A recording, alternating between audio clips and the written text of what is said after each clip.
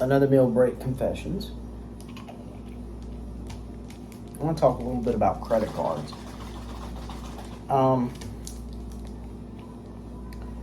Credit cards are the devil. No, I'm just kidding. So look, I like what one person said on YouTube, and I can't remember who it was.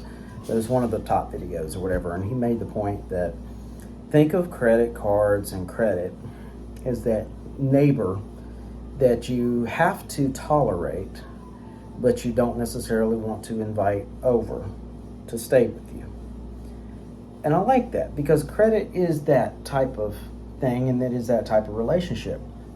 You need it, but you don't want to overindulge it. It's kind of like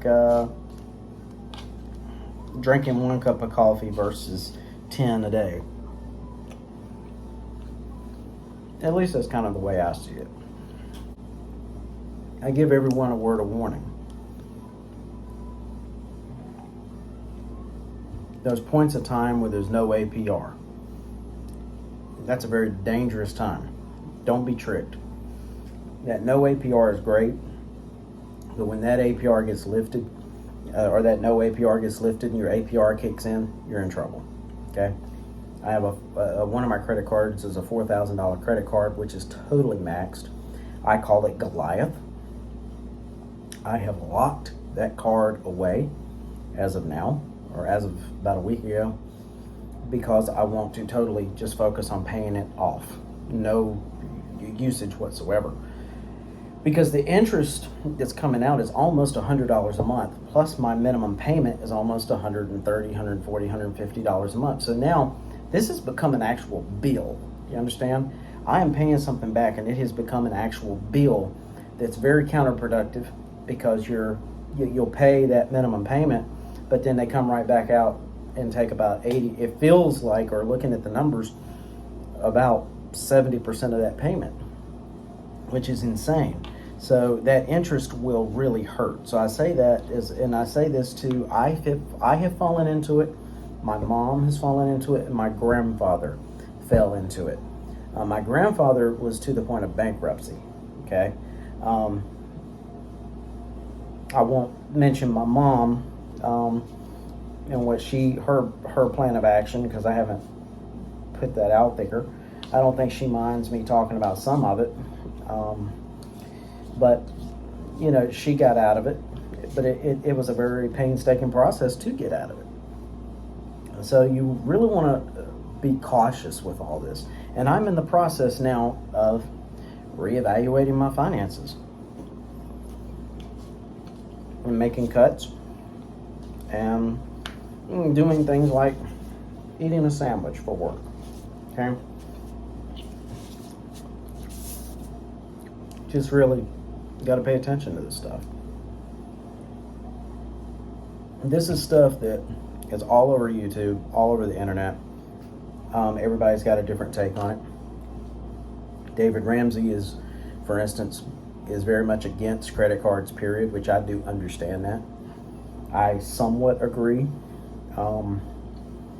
but they're just very tempting, and they can come in good when you have a major situation, but that's the whole point of having an emergency fund, so you don't have to use a credit card. One of his baby steps too talks about this snowball effect of starting with the smallest and ending with the largest. I personally, I'm starting with the largest, because the sooner I can get that interest knocked down, the better, because that's a smaller bill, a less of a bill. I don't mind maybe $20, $30, $40 a month, but when you start talking over $100 a month, and then you add that into multiple credit cards, etc., it's going to put you in some serious debt. Not to mention, now I have a car payment, so I have to factor all this in and make sure I'm able to pay it. And so I am going in reverse. I'm going to hit Goliath first. That's my goal, personally.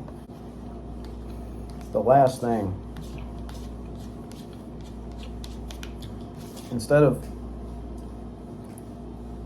putting your money in something that's going to take money from you, as in via its interest, find things like IRAs and savings accounts that's going to gain you money. The stock market is a little iffy, so I wouldn't suggest that. but just anything that is going to gain you money, not cause you to lose money. That's the idea here. You don't want to lose money. Anyway, that's all I got. Make sure you research it more and more.